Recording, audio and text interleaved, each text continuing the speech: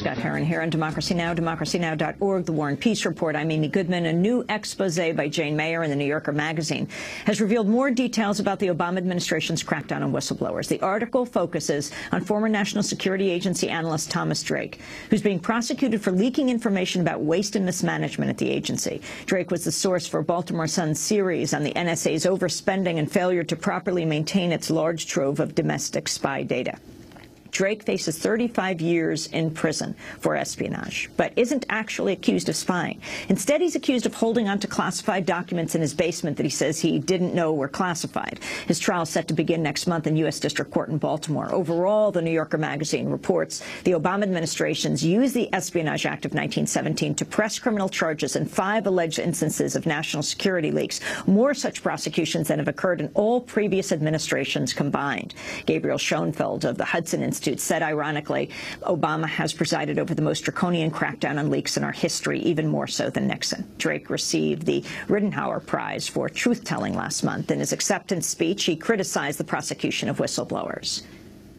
Truth-tellers, such as myself, are those who are simply doing their jobs and honoring their oaths to serve their nation under the law of the land. We are dedicated to the proposition that government service is of,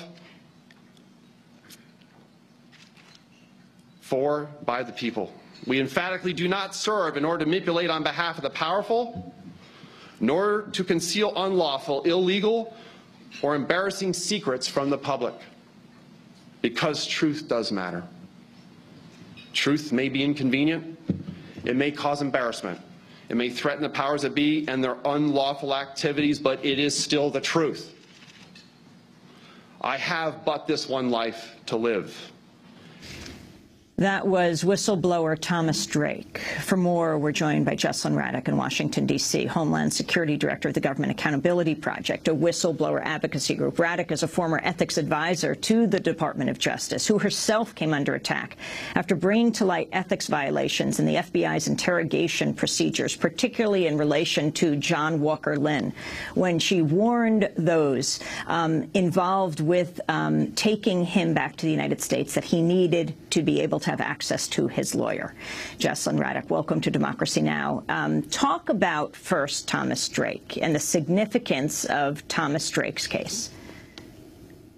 This case is hugely significant. I'm glad it's finally being put under a microscope and looked at for the farce that it is. It has huge implications that the Obama administration is not only prosecuting whistleblowers, but doing so under the Espionage Act, which is meant to go after spies, not whistleblowers. And it's even more ironic because this is coming from an administration whose mantra is to look forward, not backwards, at torture and warrantless wiretapping. But apparently it's willing to look backwards at the people who blew the whistle on precisely that kind of wrongdoing.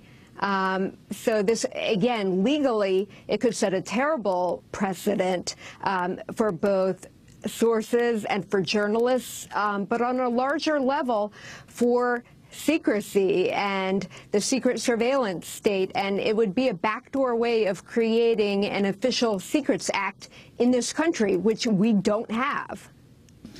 I wanted to play more of what Thomas Drake has to say. He spoke for the first time to Jane Mayer, but I think it's important to hear him in his own words. He was awarded the Rittenhour Prize for truth-telling by the Fertile Foundation and the Nation Institute. Organization said he risked his career and freedom when he exposed the ethical, budgetary, and acquisition shortcomings at the National Security Agency, the NSA, including a multi-billion-dollar program that was designed to analyze communications data.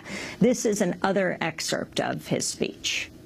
I have already paid a frightfully high price for being a whistleblower, but worse still lies ahead of me. Although I took an oath to support and defend the Constitution and faithfully upheld the law of the land over a public service career spanning more than 20 years, I now stand before you as a criminal defendant with my own life and liberty very much at stake in a public trial set to begin on 13 June in Baltimore, Maryland. My case is centered on a government prosecution bent not on serving justice, but on meting out retaliation, reprisal, and retribution for the purpose of relentlessly punishing a whistleblower. Furthermore, my case is one that sends a most chilling message to other would-be whistleblowers. Not only can you lose your job, but also your very freedom. The government made my cooperation with official investigations a criminal act. It is now apparently a federal crime to report illegalities, malfeasance, fraud, waste, and abuse perpetrated by our own government. The government is making whistleblowing a crime. They are making dissent a crime, especially when it embarrasses the government and calls the government to account. What is the difference between my situation and that of the Chinese artist who was detained when trying to leave his country because Chinese authorities deemed him a threat to national security? The fact remains that the heart of my case rests directly on whistleblowing and First Amendment activities involving issues of significant and even grave concern in terms of government illegalities, contract and program malfeasance, as well as fraud, waste, and abuse, protected by the Constitution, case law, and statutes. And yet the government is censoring and criminally prosecuting protected communications I made in furtherance of government investigations, and doing so under the Espionage Act. Espionage is the last thing my whistleblowing and First Amendment activities and actions were all about. This has become the specter of a truly Orwellian world where whistleblowing has become espionage. That was Thomas Drake, who faces 35 years in prison for espionage. I want to talk about Thomas Tamm. He is the former U.S. Justice Department attorney who helped expose the Bush administration's domestic warrantless eavesdropping program that intercepted private email messages and phone calls of U.S. residents without a court warrant. Thomas Tamm and Thomas Drake have a lot in common. They both blew the whistle on malfeasance and illegality at the National Security Agency. However, Drake still faces 35 years in prison, while Tamm is no longer the target of criminal inquiry. I asked Thomas Tamm recently on Democracy Now! Why he believes the charges against him were dropped. And it's very difficult to prosecute someone such as myself, recognizing that what I did was reveal something that was against the law. And I also believe that it would have been a problem proving the case against me, because President Bush, the day after that article was published, basically acknowledged that the program existed. In fact, he almost seemed like he was proud of the fact that there was warrantless wiretapping, to supposedly protect the country. And in my opinion, he revealed more classified information than I ever did. And the bottom line is, as we mentioned earlier, I didn't turn over any documents. I didn't reveal any sources. And really, the bottom line is, I don't think I ever broke the law. That was Thomas Tamm. Jessalyn, tell us why Thomas Drake is receiving such different treatment. I think, interestingly, Thomas Drake landed on the government's radar screen as part of the massive $1 million ongoing leak investigation that it launched after the publication of the New York Times Pulitzer Prize-winning story on warrantless wiretapping.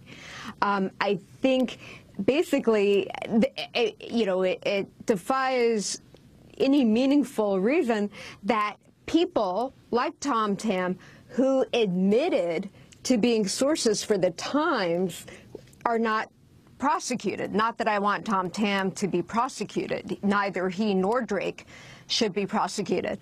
But it goes to why they're going after Drake. And I think that they feel they need to bring home a scalp as a result of this sprawling investigation that has eaten up the time of 5 full-time prosecutors and 25 FBI agents, and that certainly is deserving of a little oversight by Congress and some auditing by the GAO. I think that's why they're going after Drake. I think they also like the Drake case because they can go after him without having to go after or implicate or target a reporter. I think that's another reason. For whatever reasons, I mean, it really is perplexing why they're doing this, why the Obama administration in particular is doing this. I mean, you have this differential treatment. Former Bush administration officials, if we all remember John Deutch, the former CIA director, who had classified information at home, Alberto Gonzales, the former attorney general, both face much less stringent punishment after taking classified documents home without authorization. Even Sandy Berger, Clinton's national security advisor, smuggled classified documents out of a federal building, reportedly by hiding them in his pants or his socks. What about this differential treatment? You know, it's selective prosecution, and I would argue an abusive prosecution. First of all, you have people like Bob Woodward publishing books with much higher level, tippy-top classified information, not good. And then you have other people who have taken home classified information on purpose who get a slap on the wrist.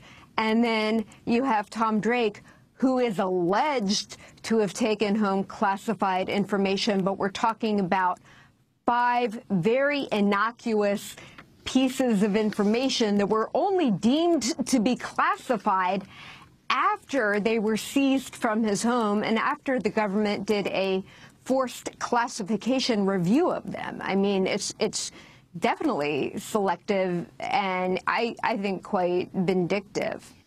Also from Jane Mayer's explosive piece in The New Yorker, she quotes Mark Klein, the former AT&T employee who exposed the telecom company wiretaps, also dismayed by the Thomas Drake case.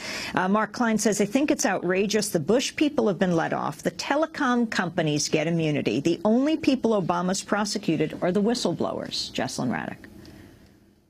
Right. That is absolutely correct. Again, you would think as part of the we're going to look forward, not backwards, at wrongdoing, that would preclude. I mean, if that precludes going after the people who engaged in torture and warrantless wiretapping, then it really adds insult to injury to be going after a whistleblower, Drake, who blew the whistle on secret domestic surveillance programs that were selected over cheap, effective programs that had built-in privacy protections to protect U.S. citizens. And it sends a very chilling message to whistleblowers on whose back Obama was elected. Obama was elected in part based on revelations that were brought forth by whistleblowers revealing torture and electronic eavesdropping. So it's really a slap in the face that this is being done to Drake. But more than that, it's the clanging of jail doors because they're trying to put him away for the rest of his natural life, which is completely unacceptable. I urge everybody to take a closer look at this case. And we have a petition on change.org. Just type in Tom Drake, calling for some desperately needed congressional oversight here because there has been none.